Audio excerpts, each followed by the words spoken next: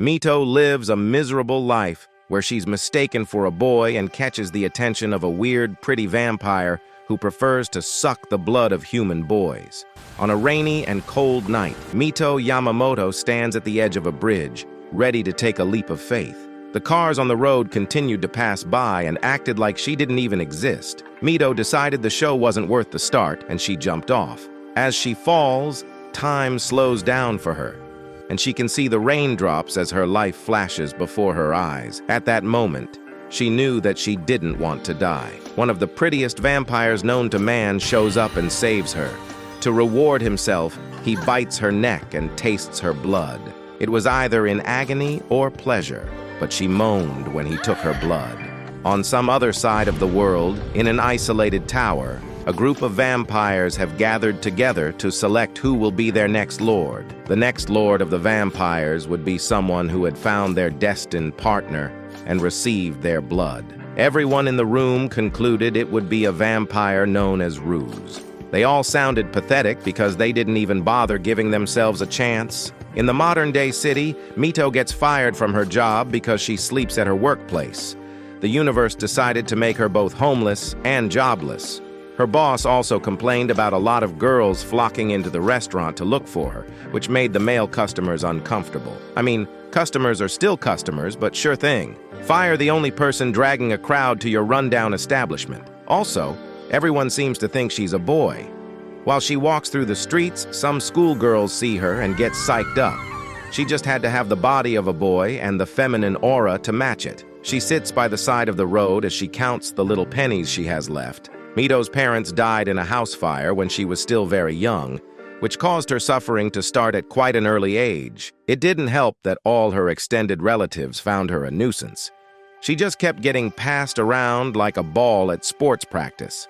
After some time, she got kicked out and had to start fending for herself. Most places weren't looking for an extra employee, and the ones that did felt she was too pretty for the job. I never knew there was such a thing as being too pretty for a job. When it starts raining, Mito picks up her belongings and tries to find some shelter. She got to the front of a cafe and passed out due to hunger. She knocked over a flower pot and just straight up made herself look like a fool. While trying to clean up the mess, she cut herself, and her fingers started bleeding. One of the waiters helped her up while holding back the urge to get a taste of her blood. It looks like she has stumbled upon a freak show here. The waiter takes her to the back and licks the injury. Mito was still shocked and wondered who the freak was when he yelled out how disgusting her blood was.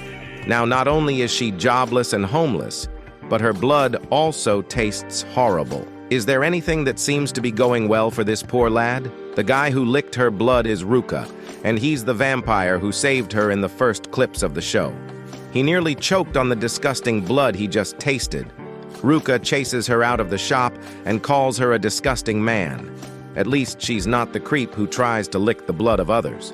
When she leaves, Komori, who's Ruka's butler, asks his master how the blood tastes. He then explains that the taste of a human's blood is connected to how much they've been loved. In Mito's case, we can see why her blood was repulsive. She's basically despised for being a pretty boy. Komori persuades Ruka to try and sweeten Mito's blood, since he hasn't fed on humans in over 10 years. Komori is also their founder, but secretly acts as Ruka's butler. He tells Ruka not to forget the reason for coming to the human world. The other vampires have been questioning whether he is fit to take over Komori's place as their leader.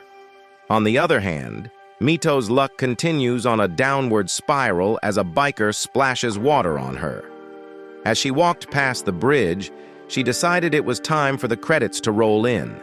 She decided it wasn't worth it and said to try again the next day, but she slipped and fell. That's when Ruka showed up as the pretty vampire who saved her. After drinking her blood, he tosses her back onto the bridge. Ruka then decides to convert her to his thrall and bring some usefulness into her life. While still wondering if he was really a vampire, she passes out.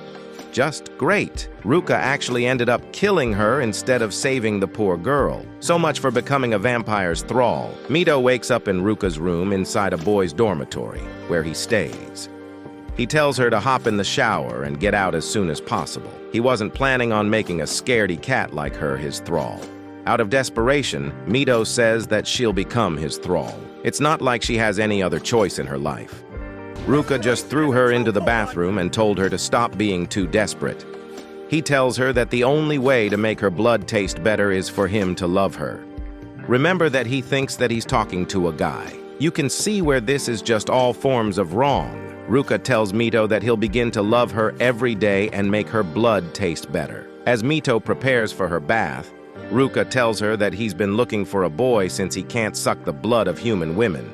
Mito now has to spend the rest of her life pretending to be a handsome boy. I mean, she's already doing it, so it shouldn't be an issue. Mito wakes up the next day to the devilish eyes of a cat and the warm embrace of Ruka. She was really startled about being in the same bed as Ruka. It's still too soon to forget her purpose in life right now. Ruka immediately drags her to the bed and gets in on some sucking action. Sucking blood from her neck is what I mean, not where your gutter mind went.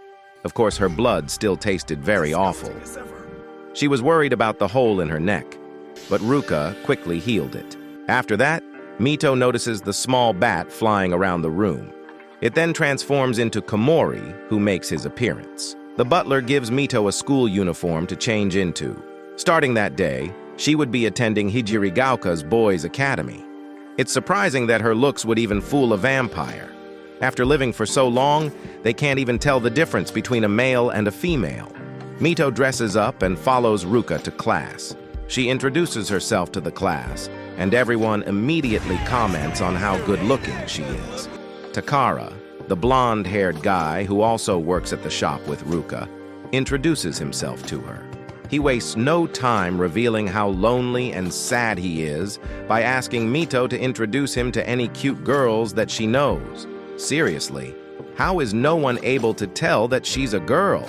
A guy named Ren walks into the class and glares at her before proceeding to his seat. After school, Ruka offers Mito a part-time job to work at the cafe and uplift her poverty. They get to the cafe and inform Komori, who has no problem with it. Mito gets shown to the changing room, and Ruka starts changing into his work uniform in front of her. He tries to get her to change, but she quickly pushes him out before the situation gets worse. Sooner or later, she has to reveal the truth and expose Ruka for lying about not being able to drink women's blood. After changing, she sees Juri, another boy in the same school as the rest of them. The cafe was full of girls who were dying to be served by Ruka. This guy really had a lot of women to choose from, but he decided to go with boys. That's so wrong.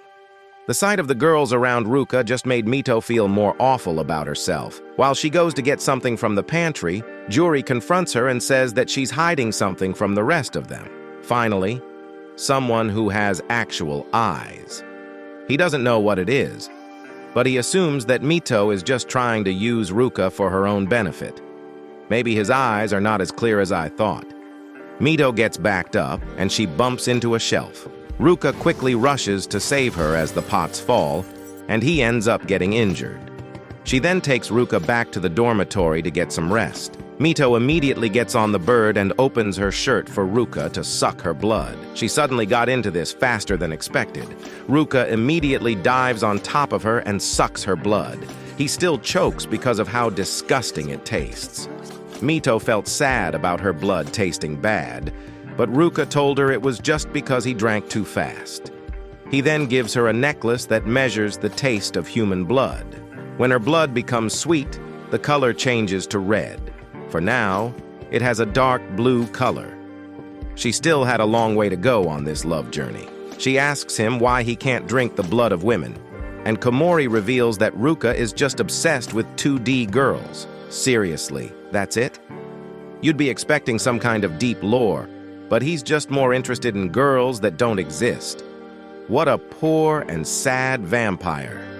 Mito immediately starts judging him for having weird interests. The next day, she heads to the cafeteria and starts eating like a glutton.